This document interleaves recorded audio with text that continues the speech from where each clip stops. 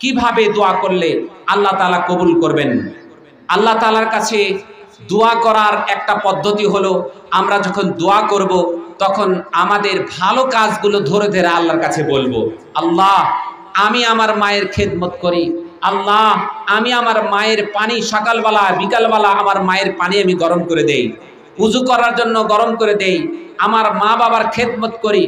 আপনি যখন ভালো কাজগুলো ধরে আল্লাহর কাছে দোয়া করবেন, আল্লাহ তাআলা সেটা কবুল করবেন। আরো একটি পদ্ধতি হলো, নবী করিম সাল্লাল্লাহু আলাইহি ওয়াসাল্লাম যেটা শিক্ষা দিয়েছেন সেটি হলো, আপনি যখন আল্লাহর কাছে কিছু চাইবেন তখন আল্লাহর অনেকগুলো সুন্দর সুন্দর নাম রয়েছে, যে নামের অর্থবহ 99 নামের বাইরে আরো নাম রয়েছে। এই নামগুলোর অর্থ আমরা জানবো এবং সেই অর্থ অনুপাতে আমরা আল্লাহকে ডাকবো। আল্লাহর কাছে আপনি ক্ষমা চাইবেন, বলবেন আল্লাহ তুমি গফফার, তুমি তোমার গফফার নামের ওসিলায় তুমি আমাকে ক্ষমা করে দাও।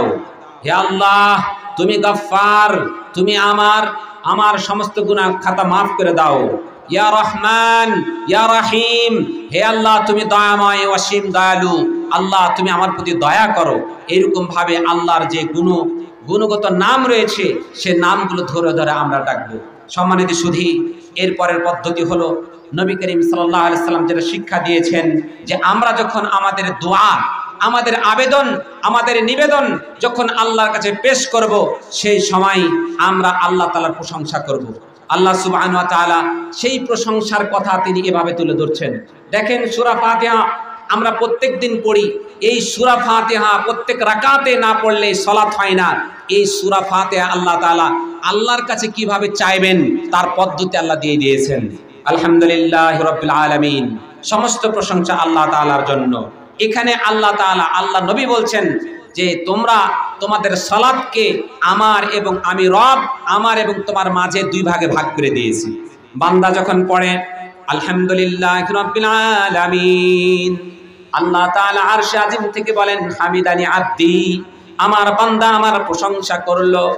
বান্দা যখন বলে আর রহমানির রহিম, তখন আল্লাহ তাআলা বলেন আসনা আলাইয়া আব্দি, বান্দা আমার গুণকীর্তন করলো।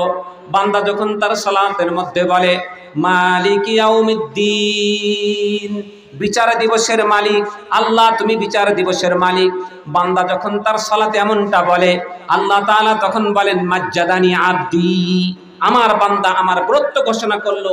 আল্লাহ সুবহানাহু ওয়া তাআলা এভাবে তার জবাব দিতে থাকেন। বান্দা যখন বলে ইয়াকা না'বুদু ওয়া ইয়াকা নাস্তাঈন, হে আল্লাহ আমরা শুধুমাত্র কেবলমাত্র তোমারই কাছে প্রার্থনা করি, তোমারই ইবাদত করি এবং তোমার কাছে আমাদের চাওয়া চাই, আমরা সাহায্য প্রার্থনা করি। বান্দা যখন এরকম ভাবে ইয়াকা না'বুদু ওয়া ইয়াকা নাস্তাঈন বলে, আল্লাহ তাআলা আরশে আজিম থেকে বলেন হাদা বাইনি ওয়া বাইনা আব্দি ওয়া লিআব্দি মা সাআল, এটা হলো আমার এবং বান্দার ব্যাপার। আমার কাছে বান্দা চাইবে, আমি তাকে দিব, এটা আমার এবং বান্দার ব্যাপার। আর বান্দা তাই পাবে সে যা চায়। সুবহানাল্লাহ। সম্মানিত উপস্থিতি, এরকম ভাবে আল্লাহ সুবহানাহু ওয়া তাআলা শিক্ষা দিচ্ছেন, তোমরা যখন কোনো কিছু চাইবে তখন আল্লাহর গুণকীর্তন করে নিবে। আল্লাহ নবী সাল্লাল্লাহু আল্লাহ সুবহানাহু ওয়া তাআলা এরপরে শিক্ষা দিচ্ছেন ইহদিনাস সিরাতাল মুস্তাকিম, হে আল্লাহ তুমি আমাদের সরল সহজ পথ দেখাও। এই কথাটার পূর্বে দেখেন আল্লাহর গুণকীর্তন আছে কি নাই? আছে। আপনারা বুঝতে পারছেন যে ইহদিনাস সিরাতাল মুস্তাকিম, হে আল্লাহ তুমি আমাদের সরল সহজ সঠিক পথ দেখাও। এ কথা বলার পূর্বে কতগুলো গুণকীর্তন করা হলো। আলহামদুলিল্লাহি রাব্বিল আলামিন, আর রহমানির রহিম, মালিক ইয়াউমিদ্দিন, ইয়াকা না'বুদু ওয়া ইয়াকা নাস্তাঈন, ইহদিনাস সিরাতাল মুস্তাকিম। এটা বলার আগে সবগুলো আল্লাহর প্রশংসা করা হলো। এরপর আল্লাহর কাছে চাইতে শুরু করা হলো ইহদিনাস সিরাতাল মুস্তাকিম, হে আল্লাহ তুমি আমাদের সরল সহজ পথ দেখাও। অতএব আপনি যখন আল্লাহর কাছে কিছু চাইবেন, বলবেন আল্লাহ তুমি দাও, এ কথা বলবেন না।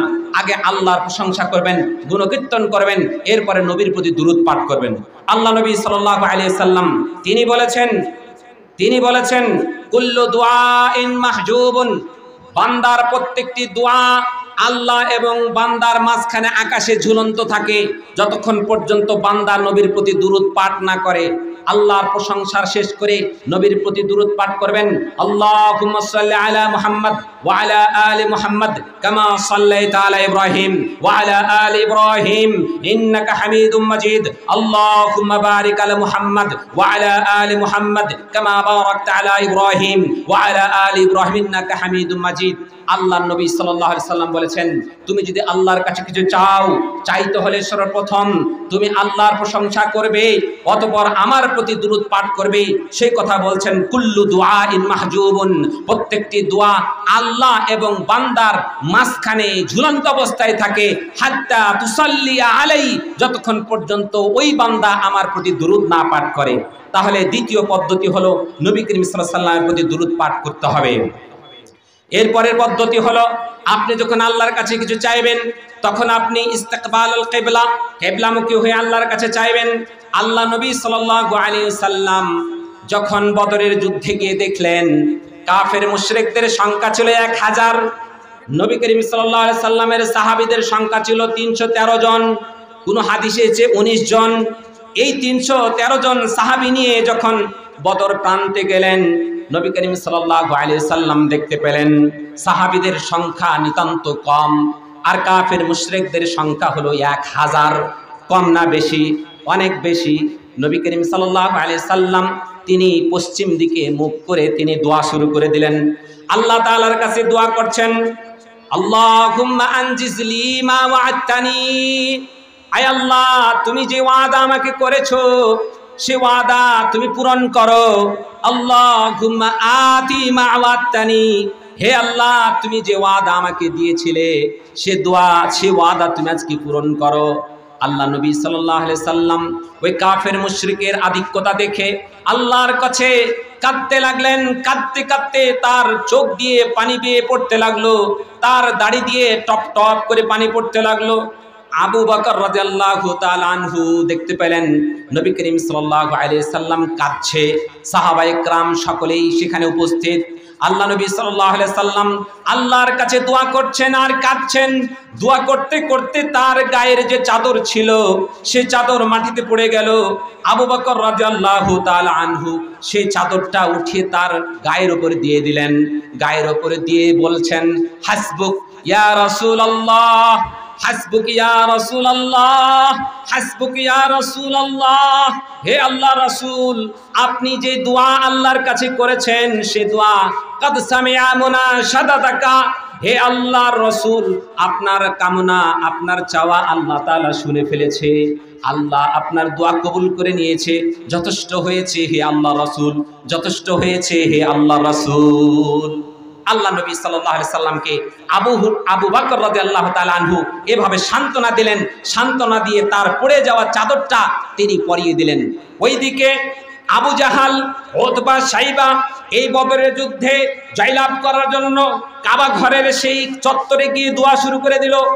কারণ আবু জাহেল মনে করতো কি, আমি তো হক, আমি তো সঠিক, আর মুহাম্মদ হচ্ছে কি বাতিল। কাবা ঘরের সেই গেলাপের কাছে গিয়ে 1000 সৈন্যবাহিনীকে নিয়ে দোয়া করছে, আল্লাহুম্মা ইন হাদাল হুয়াল হক, আল্লাহুম্মা ইন হাদাল হুয়াল হক ফাআমতির আলাইনা হিজারাতাম মিনাস সামা আও ইতিনা বিআযাবিন আলীম।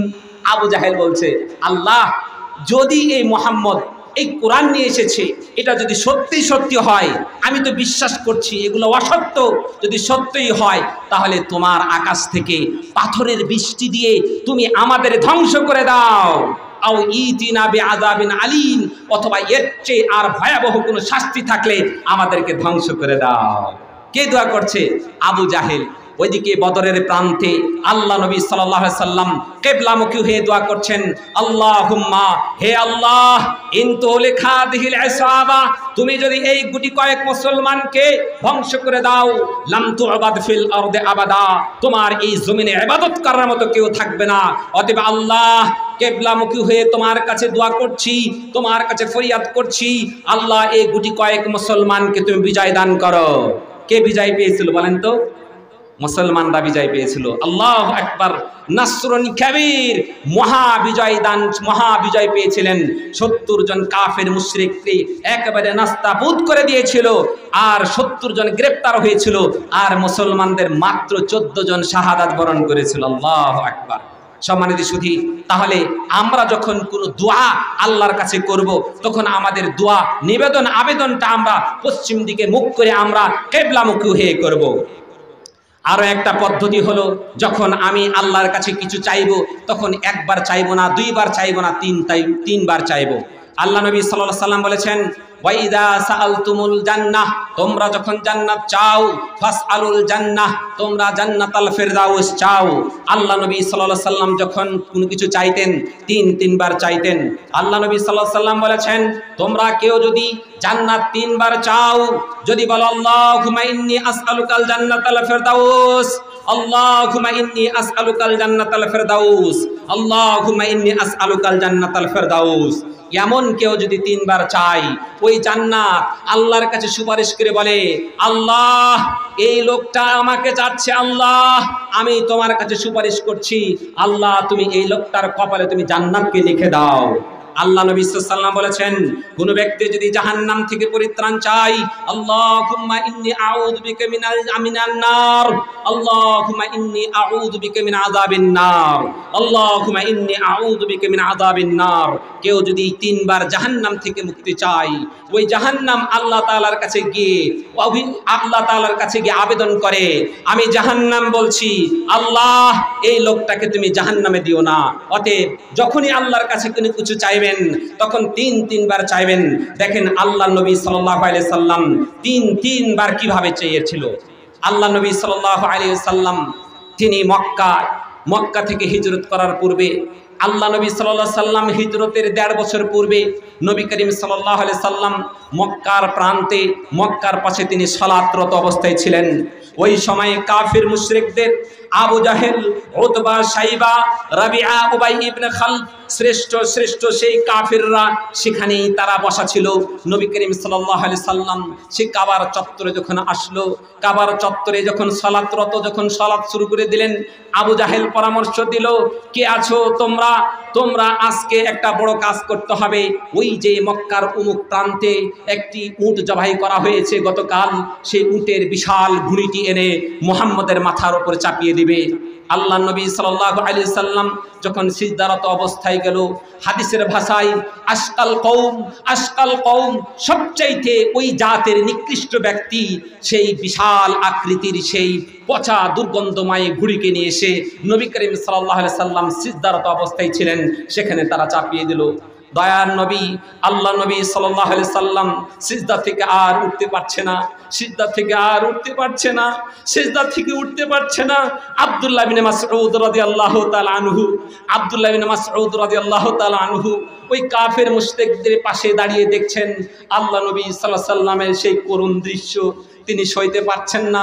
তিনি বলেন, আমার কোনো শক্তি ছিল না, আমার কোনো সামর্থ্য ছিল না, নবী করিম সাল্লাল্লাহু আলাইহি সাল্লামের সেই উপর থেকে আমি পচা ভুঁড়িটাকে সরাবো, আমার সামর্থ্য ছিল না। আমি যদি সেই ভুঁড়িটা সরাতে যাই, তাহলে এই কাফের মুশরিকের বাচ্চারা হনুমানের মতো আমার উপর, হায়নার মতো আমার উপর ঝাঁপিয়ে পড়বে। আমি সাহস পেলাম না, ওইভাবে দাঁড়িয়েছিলাম। কিছুক্ষণ পরেই ফাতেমা রাদিয়াল্লাহু তাআলা আনহাকে জানানো হলো, তোমার বাবাকে ওই কাবার চত্বরে সালাতরত অবস্থায় ভুঁড়ি চাপিয়ে দিয়ে তারা আনন্দ ফুর্তি করছে। আল্লাহ নবী সাল্লাল্লাহু আলাইহি সাল্লামের হাদিস এভাবেই বলছেন, ফাস্তাদহাকু ওয়া জাআলা বা'দুহুম বিবায়ামিলু আলা বা'দ। নবী করিম সাল্লাল্লাহু আলাইহি সাল্লামের উপরে যখন ওই পচা ভুঁড়িটি যখন চাপিয়ে দেওয়া হলো, আল্লাহ নবী উঠতে পারছে না। এমন দৃশ্য দেখে আবু জাহেল, উতবা ইবনে রাবিআ, শাইবা ইবনে রাবিআ, উবাই ইবনে খালদ, এই সমস্ত শ্রেষ্ঠ কাফিররা একজন আরেকজনের উপর লুটিয়ে পড়ছে, হেলে পড়ছে আর হাসাহাসি করছে। এই দৃশ্য, করুণ দৃশ্য, যখন ফাতেমা রাদিয়াল্লাহু তাআলা আনহা এসে এই ভুঁড়িটাকে সরালেন, আল্লাহ নবী সাল্লাল্লাহু আলাইহি সাল্লাম সেখান থেকে মুক্তি পেলেন। নবী করিম সাল্লাল্লাহু আলাইহি সাল্লাম সালাত শেষ করলেন। সালাত শেষ করে আল্লাহ নবী সাল্লাল্লাহু আলাইহি সাল্লাম আল্লাহর দরবারে ফরিয়াদ শুরু করে দিলেন, আল্লাহুম্মা আলাইকা বিকুরাইশ, আল্লাহুম্মা আলাইকা বিকুরাইশ, আল্লাহুম্মা আলাইকা বিকুরাইশ। হে আল্লাহ, তুমি এই কুরাইশ জাতিকে তুমি ছাড়িও না। হে আল্লাহ, এই কুরাইশের জন্য আমি তোমার কাছে বিচার দিলাম। আজকে আমার শক্তি নাই, আজকে আমার সামর্থ্য নেই, আজকে আমার এদের প্রতিবাদ করার মতো শক্তি নাই। আল্লাহ, তোমার কাছে নালিশ দিলাম, আল্লাহুম্মা আলাইকা বিকুরাইশ, আল্লাহুম্মা আলাইকা বিল কুরাইশ, আল্লাহুম্মা আলাইকা বিল কুরাইশ। আল্লাহ, তুমি এই কুরাইশ কাফেরদেরকে তুমি ছাড়িও না। আল্লাহ নবী সাল্লাল্লাহু আলাইহি সাল্লাম তিনবার এরকম দোয়া করলেন, আল্লাহ তুমি কুরাইশদেরকে ছাড়িও না। এরপরে আল্লাহ নবী সাল্লাল্লাহু আলাইহি সাল্লাম প্রত্যেকটি কাফেরের নাম ধরে ধরে দোয়া করতে শুরু করলেন। আল্লাহুম্মা আলাইকা বিআবি জাহাল ইবনে হিশাম, হে আল্লাহ, আবু জাহেল হিশামকে তুমি ছাড়িও না। ওয়া উতবা ইবনে রাবিআ, উতবা ইবনে রাবিআকে ছাড়িও না, ও ছাড়বে না। ওয়া শাইবা ইবনে রাবিআ, শাইবা ইবনে রাবিআকে তুমি ছাড়বে না। ওয়ালিদ ইবনে উকবা, ওয়ালিদ ইবনে উকবাকে ছাড়িও না, ছাড়বে না। ও উমাইয়া ইবনে খালফ, উমাইয়া ইবনে খালফকে ছাড়বে না। ওয়া উকবা ইবনে আবি মুঈদ, উকবা ইবনে আবু মুঈদকে পর্যন্ত ছাড়বে না। উবাই ইবনে খালফকে ছাড়বে না। আল্লাহ নবী সাল্লাল্লাহু আলাইহি সাল্লাম 7 জন কাফেরের নাম স্পষ্ট আকারে উল্লেখ করে তিনবার বদদুয়া করলেন, আল্লাহ তুমি এদেরকে তুমি ছেড়ে দিও না। আল্লাহ নবী সাল্লাল্লাহু আলাইহি সাল্লামের সাহাবী আব্দুল্লাহ বিন মাসউদ রাদিয়াল্লাহু তাআলা আনহু তিনি বলেন, বদরের যুদ্ধের দিন, বদরের যুদ্ধ শেষ হয়ে গেল। বদর যখন শেষ হয়ে গেল, আমি দেখতে পেলাম এই সমস্ত শ্রেষ্ঠ কাফেরদের লাশগুলো ছিন্ন ভিন্ন হয়ে এপার ওপারে প্রান্ত ছড়িয়ে ছিটিয়ে নর্দমার মধ্যে পড়ে রয়েছে। অর্থাৎ আল্লাহ নবী সাল্লাল্লাহু আলাইহি সাল্লাম যে দোয়া করেছিলেন তাদের জন্য, আল্লাহ আল্লাহ আলাইকা বিকুরাইশ, আল্লাহ তুমি এই কুরাইশ জাতিকে তুমি ছাড়িও না। আল্লাহ নবী সাল্লাল্লাহু আলাইহি সাল্লামের দোয়া আল্লাহর দরবারে কবুল হয়ে গেল এবং এই কাফের মুশরিকেরা একেবারে নাস্তাবুদ হয়ে গেল। সম্মানিত সুধী, দেখেন, আপনি যদি চান, সেই আল্লাহ এখন আছে কি নাই? আছে, এখনো আছে। সেই আল্লাহ এখনো আছে, শুধু সেই ঈমান আমাদের নেই, সেই আমার আজম, সেই দৃঢ়তা আমার নেই যে আল্লাহ আমার দোয়া কবুল করতে পারে। এখানের এদের মধ্যে একজন উকবা ইবনে আবি মুঈত নামে একজন কাফের ছিল। এই কাফের আল্লাহ নবী সাল্লাল্লাহু আলাইহি সাল্লাম এই কাফের জন্য বদদুয়া করেছিলেন। আল্লাহ নবী সাল্লাল্লাহু আলাইহি সাল্লাম যখন কোন তেলাওয়াত করতেন, তখন কোরআনের একটা মুজিজা, কোরআনের একটি জীবন্ত মুজিজা হলো, মানুষ যখন সেটা তেলাওয়াত করে তখন কাফের, মুশরিক, মুনাফিক, মুসলমান যাই হোক না কেন, তার মধ্যে একটা স্পন্দন সৃষ্টি হয়, একটা স্পন্দন সৃষ্টি হয়। আল্লাহ তাআলা সে কথাই বলছেন, ইন্নামাল মুমিনুনা আল্লাযীনা ইযা যুকিরাল্লাহ, ইন্নামাল মুমিনুনা আল্লাযীনা ইযা যুকিরাল্লাহ ওয়াজিলাত কুলুবুহুম। মুমিন তো তারাই যখন তাদের সামনে আল্লাহর স্মরণ হয়, আল্লাহর কোরআনের তেলাওয়াত হয়, তখন তাদের হৃদয়টা প্রকম্পিত হয়, তাদের হৃদয় প্রকম্পিত হয়ে উত্তোলিত হয়, ইসলামের কথাগুলো জানার চেষ্টা তাদের মধ্যে আগ্রহ সৃষ্টি হয়। আল্লাহ নবী সাল্লাল্লাহু আলাইহি সাল্লাম যখন সাহাবায়ে কেরামকে কোরআনের দাস দিতেন, তখন এই উকবা ইবনে মুঈত সে দাস পিছন থেকে শুনতো। কিন্তু তার একজন দোস্ত ছিল, তার একজন বন্ধু ছিল, উবাই ইবনে খালফ, শ্রেষ্ঠ কাফের। এই কাফের মুসলমানদেরকে সহ্য করতে পারতো না, সইতে পারতো না। যেই উবাই ইবনে খালফ সে কোনোভাবেই নবী করিম সাল্লাল্লাহু আলাইহি সাল্লামকে সইতে পারতো না। তো উকবা ইবনে মুঈত এই কাফের নবী করিম সাল্লাল্লাহু আলাইহি সাল্লামের দাসগুলো শুনতো আড়াল থেকে।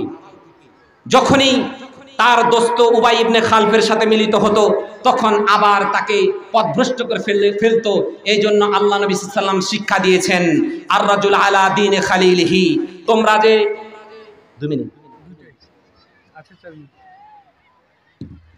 তোমরা যে বন্ধু নির্বাচন করবে, বন্ধু নির্বাচন করার সময় খেয়াল করে বন্ধু নির্বাচন করবে, কারণ বন্ধু তোমাকে পথভ্রষ্ট করবে। আপনি জেনে রাখুন, যতগুলো বিড়িখোর আমাদের সমাজে দেখা যায়, অধিকাংশ এই বন্ধুদের পাল্লায় পড়ে বিড়ি খাওয়া শিখেছে, গাঞ্জা খাওয়া শিখেছে, অশ্লীলতায় যাওয়া শিখেছে। অতএব আল্লাহ নবী সাল্লাল্লাহু আলাইহি ওয়াসাল্লাম বলেছেন, আর রাজুলু আলা দীনে খালিলিহি, তোমরা তোমাদের বন্ধু নির্বাচনের সময় সতর্ক থাকবে, কারণ বন্ধুর চরিত্রে তুমি চরিত্রবান হও, বন্ধুর দুশ্চরিত্রের কারণে তুমি দুশ্চরিত্রবান হও। এই যে উকবা ইবনে মুঈত, উবাই ইবনে খালফের চরিত্রহীনের সাথে থেকে সে সঠিক দিনটা পায় নাই। একদিনের ঘটনা, এই উবাই ইবনে খালফ ব্যবসা বাণিজ্যে সে মক্কার বাইরে চলে গিয়েছে। এদিকে নবী করিম সাল্লাল্লাহু আলাইহি সাল্লামকে ভালোবেসে উকবা ইবনে মুঈত এই কাফের আল্লাহ নবীকে দাওয়াত দিয়েছেন। আল্লাহ নবী সাল্লাল্লাহু আলাইহি সাল্লামের দাওয়াত নিয়ে তার বাড়িতে আসলেন। আল্লাহ নবী সাল্লাল্লাহু আলাইহি সাল্লাম তার খাবার খাচ্ছেন না। উকবা ইবনে মুঈতকে বলা হলো, আমি তোমার এই ওলিমার দাওয়াত আমি ততক্ষণ পর্যন্ত খাবো না যতক্ষণ পর্যন্ত তুমি আল্লাহর নামে তুমি লা ইলাহা ইল্লাল্লাহ কালেমার স্বীকৃতি না দিবে, ততক্ষণ পর্যন্ত তোমার এই খাবার খাবো না। এবার তো উকবা ইবনে মুঈত এবার কি করবে, কোন দিশা না পেয়ে মেহমান হিসেবে ডেকেছে, মনে মনে নবীকে ভালোবাসে, মেহমান হিসেবে এসেছে, সে লা ইলাহা ইল্লাল্লাহ পড়ে ফেললো। আল্লাহ নবী সাল্লাল্লাহু আলাইহি সাল্লাম তার দাওয়াত শেষ করলেন। দাওয়াত শেষ করে তিনি চলে আসলেন। এদিকে কয়েকদিন পরে তার বন্ধু উবাই ইবনে খালফ বাড়িতে যখন ফিরে আসলো, কাফের মুশরিক সহ আরবদের একটা রীতি ছিল যে তারা বন্ধুকে বউয়ের চেয়ে বেশি ভালোবাসতো। যখন কোনো ভ্রমণে যেত তখন তারা বন্ধুর সাথে সব শেষ দেখা করে যেত। আবার ভ্রমণ থেকে যখন ফিরে আসতো সর্বপ্রথম ওই দোস্তের সাথে দেখা করত। তো উবাই ইবনে খালফ তার দোস্ত আসলো, তার সাথে দেখা করতে আসলো না। তার মনের জ্বালা বেড়ে গেল, তার মনের যন্ত্রণা বেড়ে গেল। সে দৌড় দিয়ে উকবা ইবনে মুঈত সে উবাই ইবনে খালফের কাছে গিয়ে বলো, দোস্ত আমি শুনলাম তুমি এসেছো অথচ আমার সাথে দেখা করলে না যে। তখন উবাই ইবনে খালফ বলছে, কিভাবে তোমার সাথে দেখা করব? তুমি আমার বন্ধু কিভাবে হতে পারো? তুমি তো মুহাম্মদের প্রতি ঈমান এনেছো, আমি কিভাবে তোমার সাথে বন্ধুত্ব রাখতে পারি? উবাই ইবনে খালফ এমন কথা শুনে সে অনেক মর্মাহত হয়ে গেল। উকবা ইবনে মুঈত সে বলল যে বন্ধুত্ব আমার চলে যাচ্ছে, তাহলে দোস্ত কি করতে হবে, কি করলে তুমি আমার সাথে সম্পর্ক ঠিক রাখবে, আমার সাথে বন্ধুত্ব ঠিক রাখবে? তখন উবাই ইবনে খালফ উকবা ইবনে মুঈতকে শর্ত দিল। শর্ত হলো, তুমি যদি আমার সাথে বন্ধুত্ব রাখতে চাও তাহলে মুহাম্মদকে প্রথমে অস্বীকৃতি জানাবে। যে আল্লাহর প্রতি ঈমান এনেছো সে আল্লাহকে অস্বীকৃতি জানাবে, আর যে মুহাম্মদকে নবী হিসেবে মেনেছো সেই নবীকে তালাক দিতে হবে। এমন কথা শোনার পরে সে বলছে তারপরে কি করতে হবে?